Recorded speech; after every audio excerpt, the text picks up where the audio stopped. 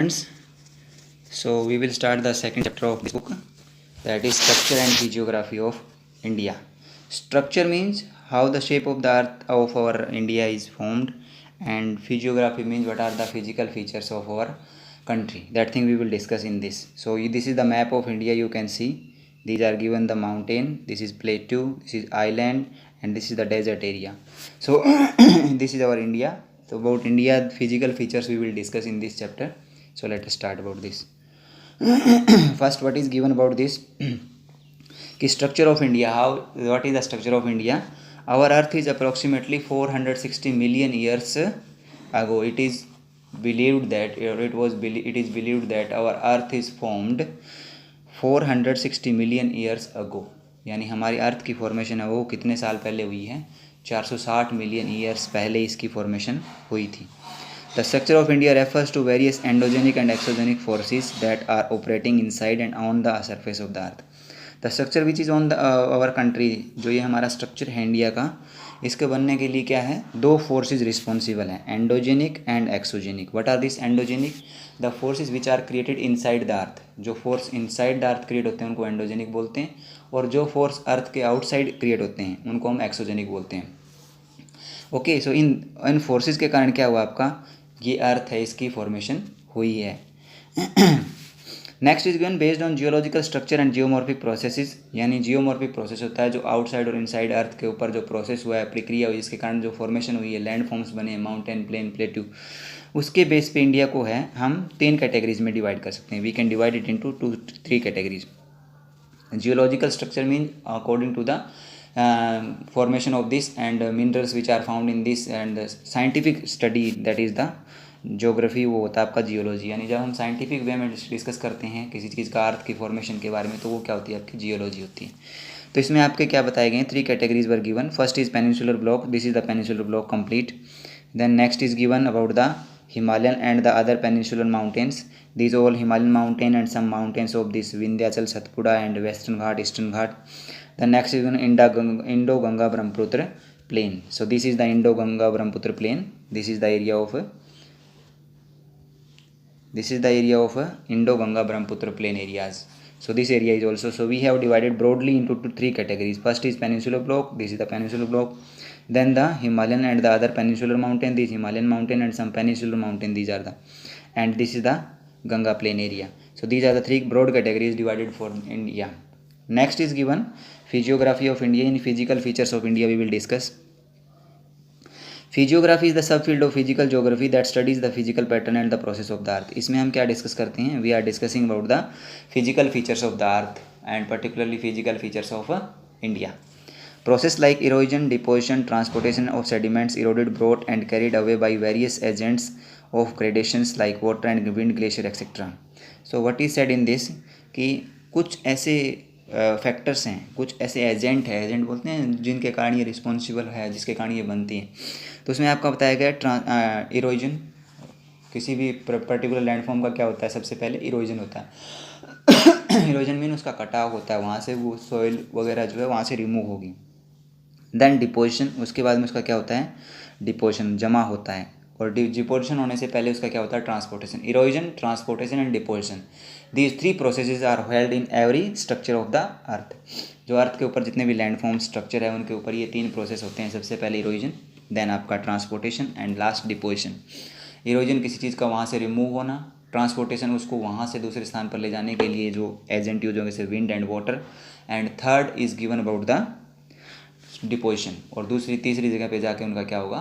Deposition होगा, जमा होगा. So this is and what are the factor responsible? जो एजेंट है इसके लिए वो रिस्पॉन्सिबल कौन से है? वाटर, विंड और glacier. These are the responsible factor for the formation of this structures. Physiography of an area is the result of geological structure and process that operate on an area.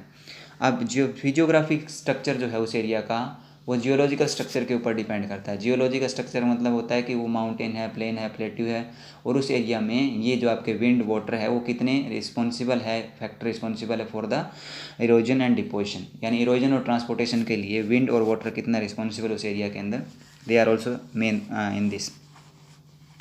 India divided in the main category. जो India की divide की है वो क्या है? आपका Himalayan mountain. This is the blue colour Himalayan mountain. Then northern plain. This is red green colour in the northern plain, then peninsular plateau, this is the orange color, this is peninsular plateau, then Indian desert, this is yellow color, this is Indian desert, then coastal plain, these are the coastal plain areas all, then islands, these are the islands in our country, this is Andaman and Nicobar, this is Lakshadweep island. So these are the 6 categories we have made for our country. Next thing is given, first we will discuss about the islands. First is given about the islands. तो first an island is an surrounded area by water from all sides. Island किसको बोलते हैं? जो area चारों side से water से घिरा होता है, एक लैंड एरिया, उसको हम क्या बोलते हैं? आइलैंड्स बोलते हैं. Andaman and Nicobar island are located in bay of Bengal and Lakshadweep are located in Arabian sea. ये हमारा अंडमान निकोबार आइलैंड है यहाँ पे, और ये आपका अरेबियन सी के अंदर लक्षद्वीप है. तो इसमें क्या बताया गया है कि Andaman and Nicobar located in bay of Bengal in the eastern side of country and Lakshadweep in the western side in Arabian sea. यानी अंडमान और निकोबार कहाँ पे? अंडमान और निकोबार आपका बे ऑफ बंगाल में है, और आपका लक्षद्वीप है वो आपका अरेबियन सी के अंदर है. Next thing is given, Andaman and Nicobar islands के बारे में डिटेल्स बताई गई हैं. It consist of 572 small islands in it. यानी जो हमारा अंडमान एंड निकोबार आइलैंड है उसमें टोटल कितने आइलैंड्स हैं? देर आर 572 स्मॉल आइलैंड्स, छोटे छोटे आइलैंड मिलाकर 572 है. It is divide into 2 groups, Andaman in the north and Nicobar in the south, and both are separated by 10 degree channels.